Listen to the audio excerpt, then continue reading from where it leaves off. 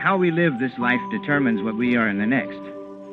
We have been given the power to reason out where we go and whence we have come. But we don't take enough pains to analyze ourselves and our lives. Otherwise, our common sense would tell us that whatever our character is today, it will continue to be after death, perhaps a little better or a little worse, depending on how much effort we are making to improve ourselves. You go along 365 days a year, year after year, and perhaps you have made some progress, but your nature will be the same after death as it was before death. You will not become an angel just because you die. Only the body changes. Death makes no difference otherwise. Death is like a gate you will pass through. Your body will be gone, but you will be in every other respect the same. If you have a violent temper, you will not leave it behind at death with your physical body. Your violent temper will remain with you until you conquer it. If in your present life you have observed the laws of healthful living, in your next incarnation you will possess a healthy body. The last portion of life is more important than the first, because what you are at the end of this life is what you will be at the beginning of the next. The first part of life is usually stupidly misspent in a sort of bewildered state. Then romance comes, and finally disease and old age. The struggle with the body starts.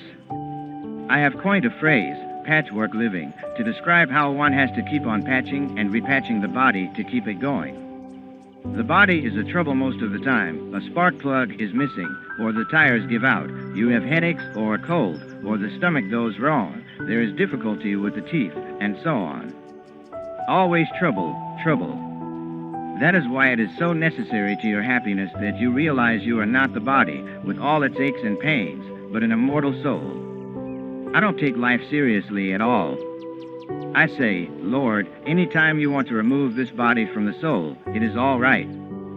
So long as you keep me here, all right, but if I am to be free of the body, that is all right too. It is not necessary to die in order to claim freedom from attachment to the body. If you commune with God, you will see that you are already free. You are not the body. You are eternal spirit. Is there any way to find out what we were in our last incarnation? Most certainly we can detect basic tendencies of thought and capabilities by analyzing what we are now. The Hindu scriptures say that it takes 1,000,000 years of harmonious, disease-free living for the soul to be liberated. Therefore, comparatively little change is to be expected in the ordinary man from life to life. But one spiritual evolution may definitely be hastened by determined effort in right living and by the help of a true guru. The sages of India have analyzed mankind as belonging to 4 basic types: the Sudras, those capable of offering service to society through bodily labor; the Vaishyas, those who serve through mentality, skill, agriculture, trade, commerce, business life in general; the Kshatriyas, those whose talents are administrative, executive, and protective, rulers and warriors; and the Brahmins, those of contemplative nature, spiritually inspired and inspiring. Qualitatively, Sudras are those who see in life no greater purpose than the satisfaction of wants and desires of the body. Such persons eat, sleep, work, multiply, and finally die. Millions today live life in the Sudra or laborer state, concerned merely with the comfort and pleasure of the body. The man in the Vaishya or mentally active state is always busy getting things done. Some people of this class think of nothing else but business. They live only to earn money, which they usually squander on sense enjoyments. But the best Vaishya type of businessman is much more evolved and creative in nature. The third or Kshatriya class are those who, after having had the experience of earning money and of creating something along business lines, begin to understand what life is all about. They strive by self-control to win the battle with the senses.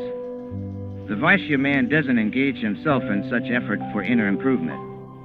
He simply earns money and produces children and seldom thinks about the meaning of life except in terms of business. But the third or Kshatriya class takes life more seriously. Such a man asks himself, should I not struggle with and destroy my bad habits? He feels a desire to overcome evil tendencies and to do what is right. The last and highest state is that of the Brahmin, knower of Brahma or God.